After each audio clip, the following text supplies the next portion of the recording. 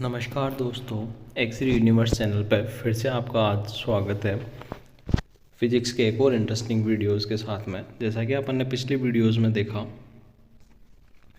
कि एक्सरे की खोज कैसे हुई थी, डिस्कवरी ऑफ एक्सरे कैसे हुई थी, किसने की थी, रोंजन सर ने की थी। ठीक है, उसका प्रैक्टिकल क्या कर रहे थे वो, किस चीज़ के कारण एक्सरे की खोज हुई। ठीक है, एक्सरे को और क्या कहा गया, तो क्या कहा गया था, रोंजन रेज के नाम से भी जाना जाता है। किस नाम से? एक्सरे को रोंजन रेज के नाम से भी जाना गया था। ये सारी चीज़ें अपन ने पिछले वीडियोस में कवर करी। आज अपन बात करने वाले हैं कैरेक्टरिस्टिक्स ऑफ एक्सरे को लेके। किसको लेके? Characteristics of x ray. एक्सरे की क्या क्या गुणधर्म है, एक्सरे की प्रॉपर्टीज़ क्या क्या है, उन चीज़ों को लेके बात करने वाले हैं। तो फर्स्ट प्रॉपर्टी की अपन बात करें, X-rays are electromagnetic radiation. X-rays कैसी है? इलेक्ट्रोमैग्नेटिक टाइप की रेडिएशन है। इलेक्ट्रोमैग्नेटिक का मतलब क्या हो गया? एक्सरेज पे क्या नहीं होता, कोई भी चार्ज नहीं होता। एक्सरेज पे कोई भी चार्ज नहीं होता, ना पॉजिटिव होता है ना नेगेटिव होता है, जिसके कारण क्या नहीं होती है, इलेक्ट्रिक और मैग्नेटिक फील्ड से क्या नहीं होती, अफेक्ट नहीं होती। क्या नहीं होती? इलेक्ट्रिक और मैग्नेटिक फील्ड से अफेक्ट नहीं होती। ठीक है, अब इस डायग्राम को देख के अपन समझ सकते हैं कि ये जो वेवलेंथ है, जैसे जैसे वेवलेंथ कम होती जा रही है वैसे वैसे क्या हो रही है, पेनिट्रेटिंग पावर उनकी बढ़ती जा रही है। यहाँ जो रेडियो वेव्स की अगर अपन बात करें तो रेडियो वेव्स के बीच की जो वेव डिस्टेंस है, दो पॉजिटिव पीक्स के बीच की जो डिस्टेंस है लैम्डा, वो क्या है, हाई है। जैसे जैसे अपन आगे बढ़ रहे हैं इंफ्रारेड, विजिबल लाइट पे, अल्ट्रावायलेट, एक्सरेज पे, तो वैसे वैसे उनकी वेवलेंथ है वो क्या होती जा रही है, कम होती जा रही है। ठीक है, हम इनका यूजेस भी अपन यहाँ पे देख सकते हैं। रेडियो वेव्स है, उनका यूज़ ब्रॉडकास्ट में, रेडियो और टेलीविज़न में किया जाता है। ठीक है, माइक्रोवेव्स है, उनका यूज़ अपन कुकिंग में, रडार, टेलीविज़न आदि में करते हैं। ठीक है, इंफ्रारेड है, वो हीट ट्रांसमिट करने में, फायर्स में, रेडिएटर्स में किया जाता है। ठीक है, जो विजिबल लाइट है, विजिबल लाइट का यूज़ के कारण ही अपन क्या देख सकते हैं, कोई भी वस्तु को देख सकते हैं। अल्ट्रावायलेट जो लाइट है, अल्ट्रावायलेट लाइट कहाँ से आती है, सन से आती है, जो स्किन वगैरह में एब्जॉर्ब होती है। ठीक है, नेक्स्ट अपन बात करें एक्सरे की। एक्सरे में मेडिकल यूज़ में बहुत अच्छा यूज़ है, डायग्नोस्टिक पर्पज से, जिसके कारण अपन बॉडी के अंदर किसी भी बोन्स वगैरह को, कोई फॉरेन बॉडी को, इनको देख सकते हैं। जो गामा रेज है, गामा रेज का यूज़ थेरेप्यूटिक रेशियो के लिए थेरेप्यूटिक यूजेस में किया जाता है, कैंसर वगैरह के ट्रीटमेंट के अंदर। ठीक है, नेक्स्ट अपन बात करेंगे दोस्तों, next property, they have no charge. इन पे कोई चार्ज नहीं होता, and they are not affected by either electric और मैग्नेटिक फील्ड। इलेक्ट्रिक और मैग्नेटिक फील्ड से क्या नहीं होती है, अफेक्ट नहीं होती है।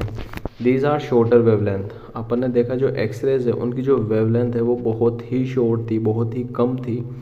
ठीक है, इस फॉर्मूले से भी अपन समझ सकते हैं, wavelength is equal to v upon frequency. Lambda, lambda क्या है, वेवलेंथ है, जो एक टाइप की डिस्टेंस है, v वेलोसिटी है, और f क्या है, फ्रीक्वेंसी, जो एनर्जी भी कहते हैं। अब इसमें अपन देख सकते हैं जैसे जैसे फ्रीक्वेंसी डाउन हो रही है, वेवलेंथ क्या हो रही है, बढ़ रही है।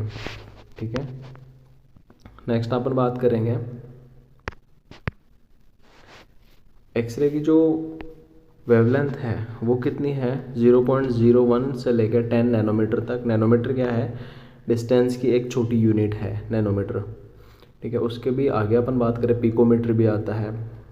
ठीक है, X-ray have frequency in the range of 3 × 10⁻16 से लेकर 3 × 10⁻19 हर्ट्ज। अब इससे अपन को एक चीज़ सीखने को मिलती है, जो फ्रीक्वेंसी है उसकी यूनिट क्या हो गई आपकी, हर्ट्ज। ठीक है, अब इसमें अपन देख सकते हैं जैसे जैसे फ्रीक्वेंसी बढ़ रही है, फ्रीक्वेंसी जैसे जैसे बढ़ रही है, यहाँ रेडियो वेव्स की है 10⁻0 से 10⁻4 तक, रेडियो वेव्स की है 10⁻6 से 10⁻8 तक।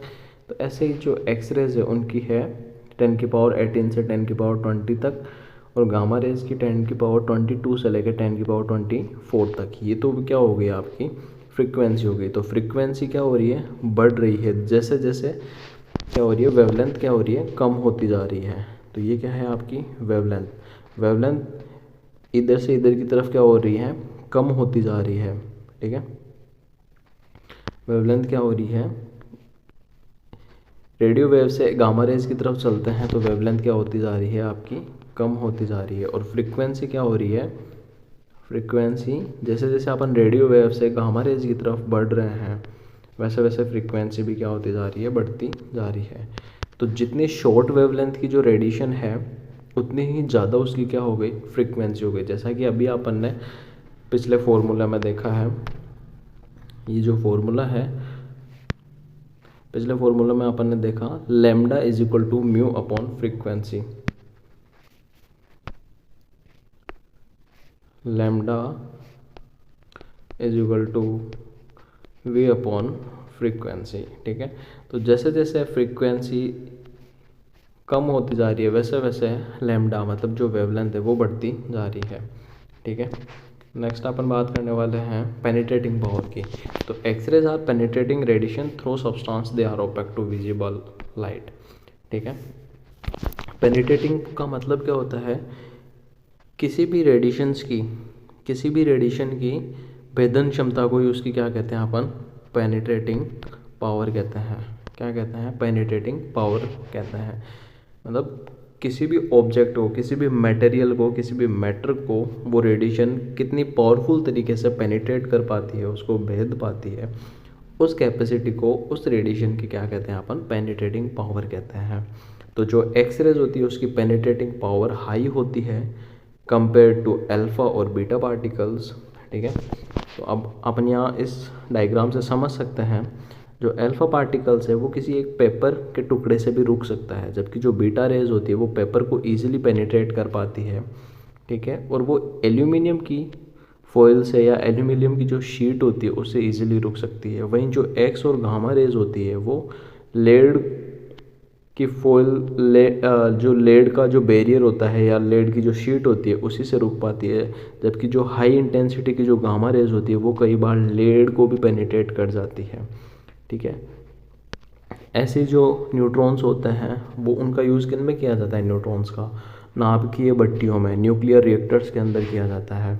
और उनकी पेनिट्रेटिंग पावर इतनी ज़्यादा होती है वो पेपर, एल्यूमिनियम और लेड को ईजिली क्या कर पाते हैं, पेनिट्रेट कर पाते हैं। और उनको रोकने के लिए मोटी मोटी कॉन्क्रीट की क्या बनाई जाती है, सेल्स बनाई जाती है, जिसके कारण उसके बाहर काम करने वाले जो वर्कर्स हैं उनको उसका कोई हार्मफुल इफेक्ट नहीं दिखे, उनके कोई बायोलॉजिकल इफेक्ट प्रोड्यूस नहीं हो। तो न्यूट्रॉन्स जो होते हैं उनका यूजेस कहाँ होता है, न्यूक्लियर रिएक्टर्स के अंदर किया जाता है। जो एक्स रेज होता है उनका मेडिकल इंडस्ट्रियल यूजेस है। गामा रेज का जो यूजेस है वो किस में किया जाता है, मेडिकल के अंदर कैंसर जैसी डिजीज़ को ट्रीट करने के लिए किया जाता है।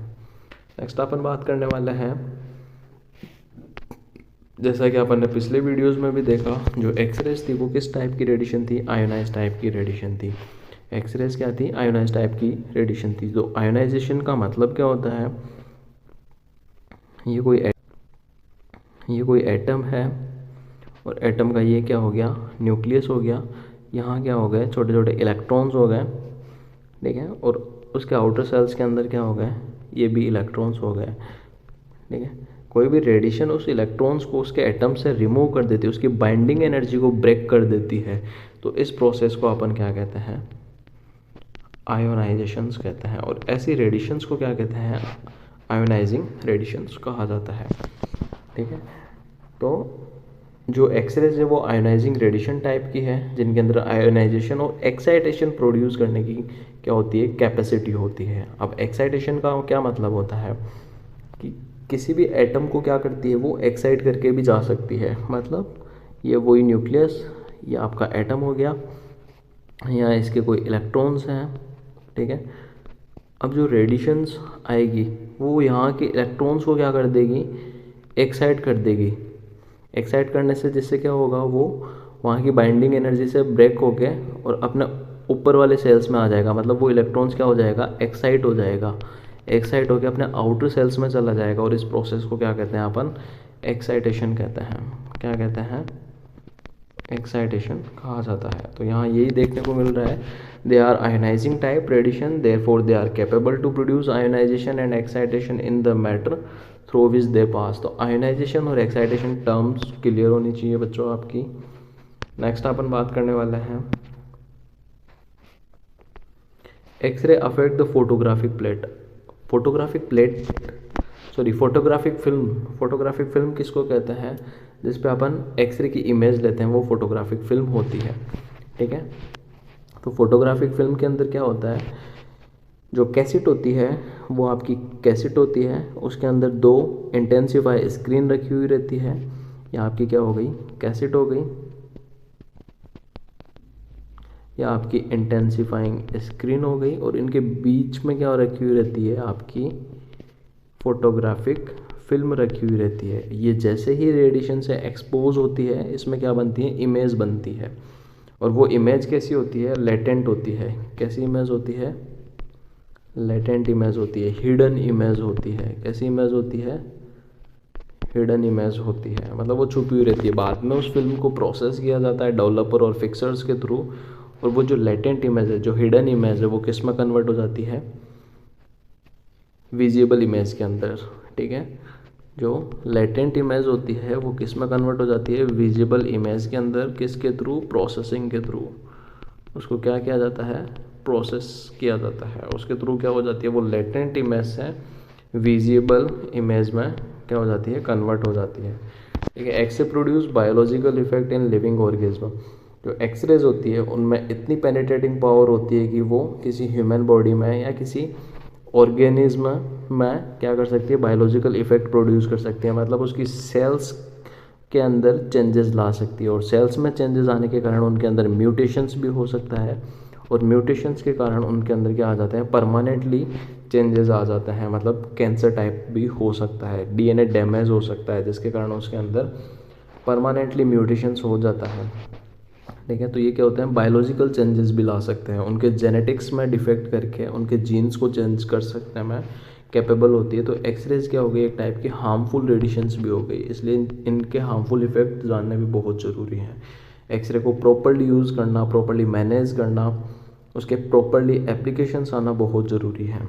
अदरवाइज़ वो किसी के लिए वरदान की जगह नुकसान भी साबित हो सकती है। एक्सरे के यूजेस है, लेकिन उसके मिस यूजेस किसी को पता नहीं होता प्रॉपरली, तो उसके हार्मफुल इफेक्ट एक लॉन्ग टाइम बाद में देखने को मिलते हैं। ठीक है, इनके बारे में अपन आने वाली वीडियोस में कवर करेंगे कि एक्सरे के हार्मफुल इफेक्ट या बायोलॉजिकल इफेक्ट क्या क्या है। ठीक है, नेक्स्ट अपन बात करने वाले हैं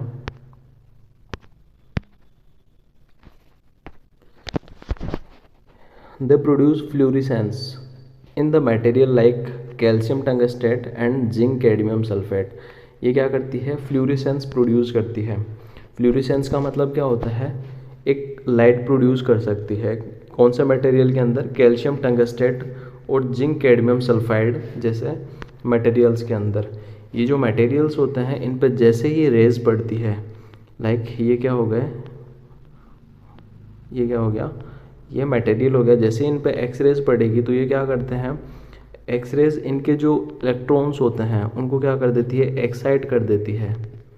क्या कर देती है, एक्साइट कर देती है, जिसके कारण क्या करते हैं, वो विजिबल लाइट प्रोड्यूस करते हैं, और उस प्रोसेस को अपन क्या कहते हैं, फ्लूरिसेंस कहते हैं। They produce chemical changes in the substance through which they pass. वो क्या करते हैं, किसी भी एटम की केमिकल स्ट्रक्चर को भी चेंज करने में क्या होती है, कैपेबल होती है। ठीक है, नेक्स्ट अपन बात करेंगे the cells can be either damage or killed due to X-ray exposure. ठीक है, कोई भी जो सेल है, ह्यूमन बॉडी की सेल है, उसको भी क्या कर सकती है, वो डैमेज कर सकती है, उसमें बायोलॉजिकल चेंजेस ला सकती है। क्या ला सकती है, बायोलॉजिकल चेंजेस ला सकती है, जिसके कारण वो सेल्स क्या हो सकती है, डैमेज भी हो सकती है, उसमें म्यूटेशन आके कैंसर वगैरह भी प्रोड्यूस हो सकता है। ठीक है, नेक्स्ट अपन बात करेंगे they always travel in straight line. हमेशा स्ट्रेट लाइन में चलती है with the velocity equal to light, और वेलोसिटी कितनी है, लाइट के इक्वल है। कितनी होती है, 3 × 10⁸ मीटर पर सेकेंड। तो वेलोसिटी की जो यूनिट हो गई वो क्या हो गई, मीटर पर सेकेंड। कितनी होती है, 3 × 10⁸। ठीक है, तो जो एक्सरे है वो हमेशा स्ट्रेट लाइन में ट्रेवल करती है लाइट की वेलोसिटी के equal. They require higher voltage. ठीक है, एक्सरे प्रोड्यूस करने के लिए एक एनोड और कैथोड के बीच में एक पर्टिकुलर पोटेंशियल रखा जाता है, उसके कारण ये क्या होती है, एक्सरे प्रोड्यूस होती है। तो they require high voltage to produce x ray.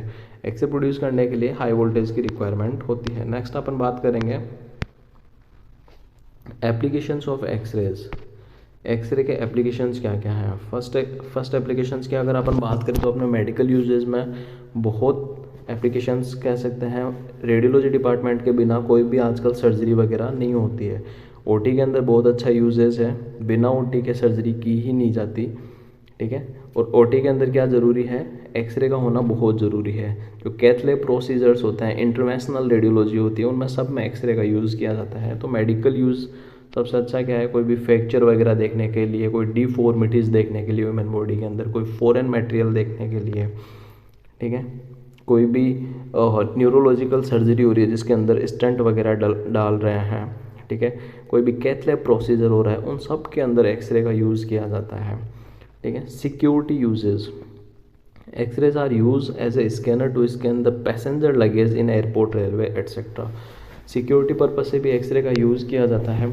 जो एयरपोर्ट वगैरह होते हैं उनके अंदर जो सूटकेस वगैरह पैसेंजर लेके आते हैं, जो लगेज होते हैं उनके अंदर उनको स्कैन करने में किया जाता है, ताकि कोई मटेरियल को छुपा के तो नहीं लेके जा रहा है, कोई भी पैसेंजर वगैरह किसी चीज़ की स्मगलिंग वगैरह तो नहीं कर रहा है। तो सिक्योरिटी पर्पज़ के लिए भी एक्सरे का यूज़ किया जाता है। नेक्स्ट यूज़ करते हैं अपन इंडस्ट्रियल पर्पज़ से। तो इंडस्ट्रियल पर्पज़ के लिए भी एक्सरे का यूज़ किया जाता है, कोई भी डिफेक्ट देखने के लिए, कोई क्रैक्स वगैरह तो नहीं है मटेरियल में, तो इन सब के लिए एक्सरे का यूजेस किया जाता है।